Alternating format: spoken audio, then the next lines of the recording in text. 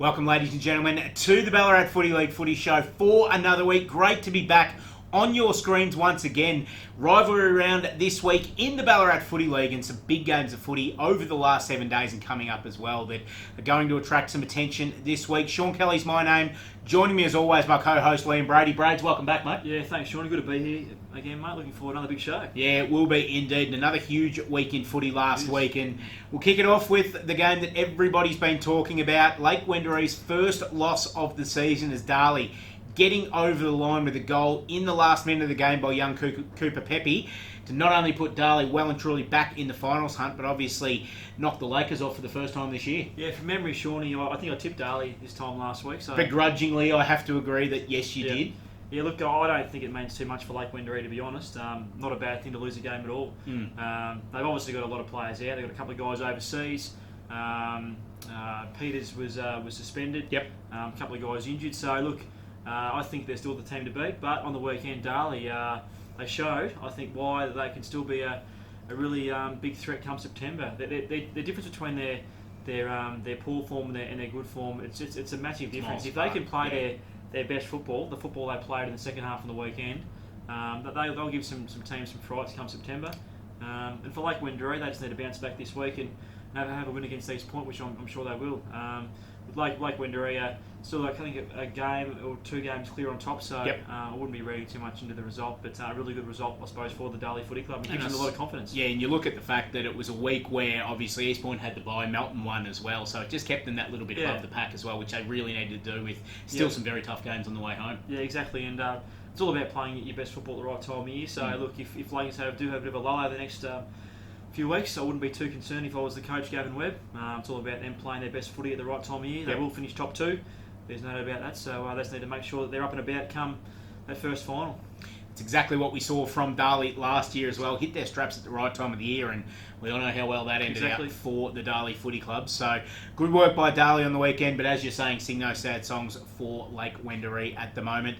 Talking point number 2 this week, looking ahead to the BFL's Hall of Fame dinner coming up in a couple of weeks' time. Poster on the screen at the moment. Once again, going to be another fantastic evening as we induct more people into the Ballarat Football Netball League Hall of Fame, and also one person that's already in the Hall of Fame will be upgraded to legend status. Yeah, it's a great night to get along to. Sean, I've been lucky enough to attend the last couple. It's obviously every couple of years, so biannual event. Biannual event, yeah, and it just like the way that the night's actually conducted with regards to the video presentation, the interviews that are done on each particular player, and just to see the smiles on the faces of the respective families that are there as well. It's great to see, and it's really for me, like I really enjoy sitting there just listening to history and accolades that people have achieved 20, 30, 40 years ago. It's really good to learn about some history of the league as well. So certainly is. Make sure to get along as well. Always a good night at the Ballarat Leagues Club, and always one that's packed out. So if you want to head along, see your club secretary, get your tickets today, purchase them through the club's the easiest way to go. Talking point number 3, last weekend, of course, multicultural round throughout the PFL, but also across AFL Goldfields. Some fantastic initiatives at local level on the weekend. The goal umpires waving orange flags, and some fantastic work done with the footy record as well. But the AFL Goldfields Multicultural Lunch, the first of its kind on the weekend in Melton last week. Brades, tell us a little bit about how it went. Yeah, no, it was a really good luncheon, Sean. So it was held at the Melton Centrals and Diggers Rest game at Arnold's Creek, the new facility there. And we had a few of the AFL Goldfields Multicultural Ambassadors in attendance, and they spoke about some of the initiatives that they're taking on with regards to trying to grow the game of AFL footy in this region. We also had a special guest, Corey Mahesha, from the KC Scorpions. Corey is a VFL Multicultural Ambassador playing senior footy there at the moment, so he had a chat about his journey. He's actually from an Indian background, loves the game of cricket, but has obviously got a fair bit of talent as a footballer as well. Oh, yeah, so certainly has. We just highlighted to, I suppose, the people in attendance, what's happening in the multicultural space in the AFL Goldfields region. I think the really important thing to remember is, we're all about growing the game of AFL footy, trying to get more people playing, trying to get more kids to play. And I think in order to do that, we need to tap into the multicultural communities. Certainly in the Melton area, we know that got a large multicultural population down there. So, to see all those different people playing football, we'd like to see more multicultural people playing football. So that's the challenge moving forward. But certainly there are a lot of multicultural people involved in the game at the moment. We saw Junior 1-1, who's Yes. the AFL Goldfields trainee, who's a Melton Central's player. He, along with 2 other teammates, performed the haka before the start of the senior game. And we had an exhibition by the Bhutanese dance group at the different breaks throughout the day as well. So along with those 2 activities, we had AFL Victoria came along and erected some inflatables and had some come and try activities for some kids that were in attendance as well. So it was a jam-packed day of entertainment and really well attended. Obviously the day helped well. It was a really sunny, fine day. It was So a great day. It was a great day all in all. It was indeed. Let's have a look at a bit of a package that we put together from the Multicultural Day out at Melton Centrals. It is a little bit RDFL based, but obviously the message that we've got there is fantastic all across AFL Goldfields, and perhaps there's some learnings for some BFL clubs there as well. So have a look at this over the last couple of minutes, including some of the elements that Liam just spoke about. Our package on the AFL Goldfields Multicultural Round.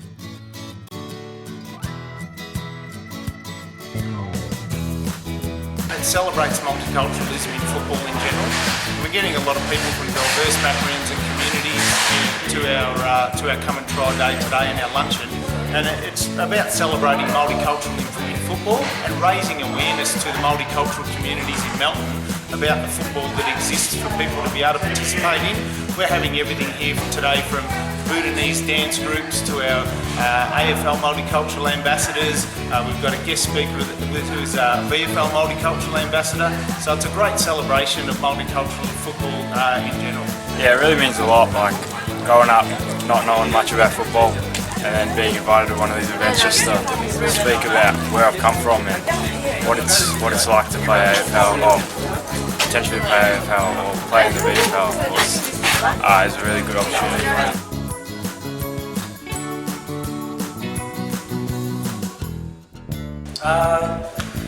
This jersey that me and my other companion made together represents my culture and everyone else that's diverse in my team.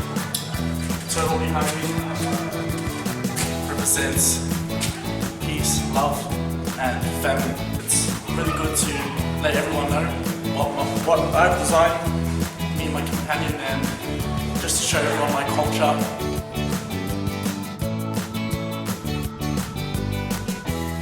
Sam and Junior have organised a haka for the pre-game for the seniors, which is going to be fantastic. It's going to feel really special because I'm showing my background in front of everyone, to my team, my family, outside. Just everyone's going to be there watching me doing my own thing for my culture.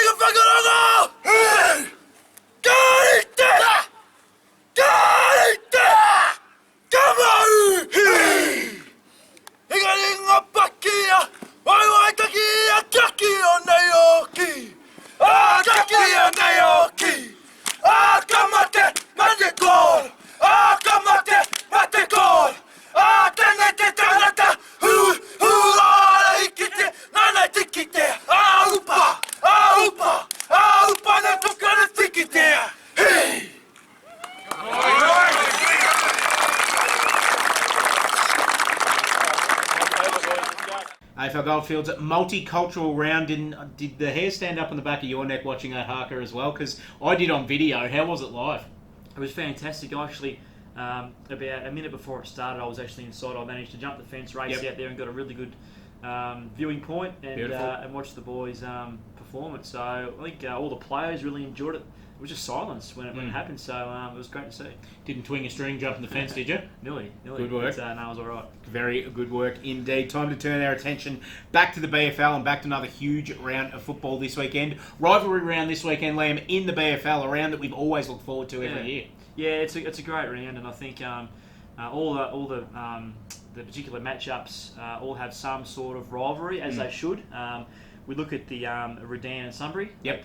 Even though they're from different ends of the league. It's one of the biggest rivalries in the league. The rivalry these two clubs have, particularly in finals, football over the journey. Well, I cast my mind back to that grand final back a few years ago. There was a couple of points. And, points in it. Yeah, looking forward to it. It should be a really good weekend of footy. It should be indeed, and it starts this weekend out at the Alfred and Oval. Ballarat taking on Sebastopol. Swanee's been in pretty good nick over the last couple of weeks, but I reckon Sebastopol are a bit of a chance here. Definitely. I managed to see a little bit of the Sebastopol game of the weekend against Melton, and really impressed with the way they fought the game out.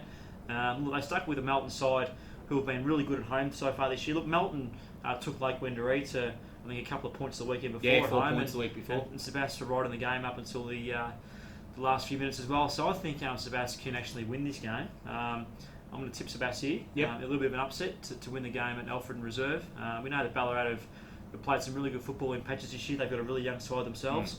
But I reckon Sebastian playing good enough footy to get the result. I reckon you might be right, but I'm tipping Ballarat. They've also played some really good footy, especially over the last 4 weeks, where they didn't give up against Sunbury. They beat Sunbury in the last quarter last week, despite being outclassed for most of the game. They thumped Melton South the week before when the game was played on their terms.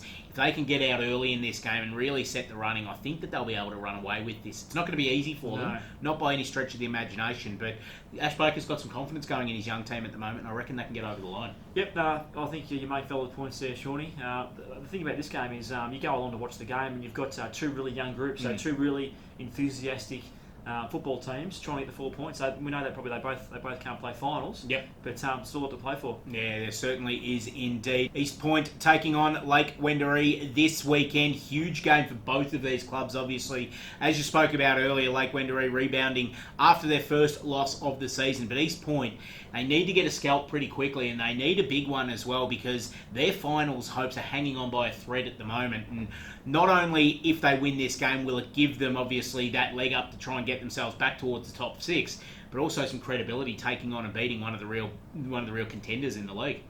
Yeah, exactly right. I think look, Lake Wendouree, as we spoke about before, the side that's come off a loss. I think they'll bounce back.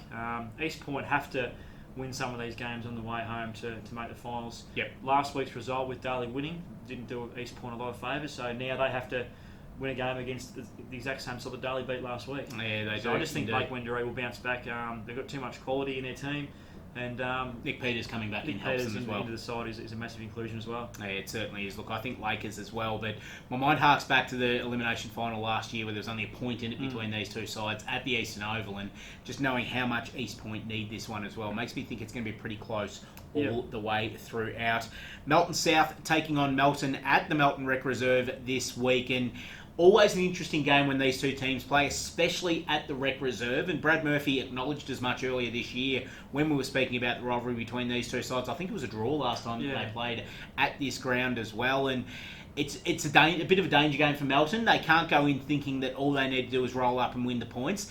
Similar mindset. They need to take a similar mindset to last week against Sebastopol, I think, and make sure they're dotting the I's and crossing the T's, because if things go right for them this week, they could be within percentage of a top 6 spot. Absolutely. I think that they can't afford to take their arch rivals too lightly on the weekend. As we know, the ground at Melton South is a lot smaller than what they're used to playing on at McPherson Park, so they need to adapt to obviously the ground dimension. I think that just based on the way Melton have performed over the last few weeks, you can't tip against them. No. They have a lot to play for. They still know that they're a big chance to play finals, so they must win this game. I think they will. I agree with you 100% there, Melton, to win this game, and they can't afford, as you said, to take it lightly, because they know that they're a chance still to play finals, with a couple of teams having a couple of pretty hard runs home.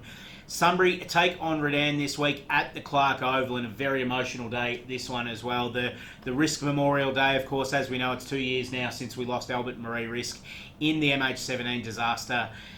Going to be a very emotional day for Sunbury. It's an annual event. They take on Redan, who, of course, they have this wonderful rivalry with, based on respect for the two clubs, based on really important games of footy. And, of course, Redan were the club that they played after that tragedy a couple of years ago as well, and how welcoming they were has really always left a mark on the Sunbury Footy Club. Yeah. That aside, it's going to be a pretty good game of footy against the Sunbury team that got their mojo back a little bit last week and are back up and running, got that first win on the board in a month of footy, and Redan, who did a pretty good job against North City out here on the weekend too. Yeah, I think you summed it up pretty well, Sean. I just know that speaking to people from both camps, a couple of years, the mutual respect between these two clubs is really, really high. On field they've had some great rivalries. I just think that Redan, the way they're playing at the moment, had a really good win against North City last week. They're certainly playing their best football at the moment, and I think that they can travel down the highway and beat a Sunbury side who had a must need a win on the weekend, didn't they? Get back on the winners list. But I just think the way Redan are playing, they can go down there and win the game. And at the moment, you think probably Redan will finish in that third position. Yep. They'll certainly be keen to stay there, so I think they'll win. Yeah, I reckon Redan will win this, and it'll just about lock in a top 3 position for them. They'll be looking for top 2, I think, as well, because the next game that we're going to talk about, we talk about rivalries, there's not too many bigger than this. Darley taking on Bacchus Marsh, and This is going to be a very, very interesting game as well, because we know how good Bacchus Marsh have been this year, and they're flying, and they smacked Darley in their Anzac Day encounter earlier this year. But it's a different Darley side at the moment. They've got a bit of form back as well. They're running on top of the ground. They're back at Darley Park. It's interesting because if Darley win this, I reckon that Bacchus Marsh will drop to third and stay there. I reckon this game could almost decide it. If Darley win this, I reckon it's almost a Bacchus Marsh Darley first final, which will be at Darley Park, which Bacchus Marsh will not want at all. Yeah. So they really need to win this game. I'm going to tip Darley here. I just think that I'm basing these tips on current form. I just think that Darley's win on the weekend provides them with enormous momentum going into this game, and they know how important a win will be here. Yep. Against their arch rival. Playing the game at home, I think they can get the chocolates. If you're going on current form, Bacchus Marsh have their current form as well is absolutely fantastic it is. at the moment. I probably didn't speak enough about that. But yeah, sorry about That's okay. There, that's fine. That's not a problem at all, because I'm going on Bacchus Marsh. I'm going for Bacchus Marsh this week, so we'll get that nice little division going there as well, because I think they're flying at the moment. Bacchus Marsh. They'll see this as a really good chance to get that psychological edge over Darley, perhaps heading into the finals where they may see them again, and they'll be able to say, hang on, we've beaten you guys twice this year, which hasn't happened between Bacchus Marsh and Darley for a long, long time. This is a really good psychological game for them, because I reckon if they win this game, they will go ahead thinking that they can win the premiership this year. Yep, no, I couldn't agree more, mate. Huge weekend of footy this weekend in Rivalry Round across the Ballarat Football Netball League.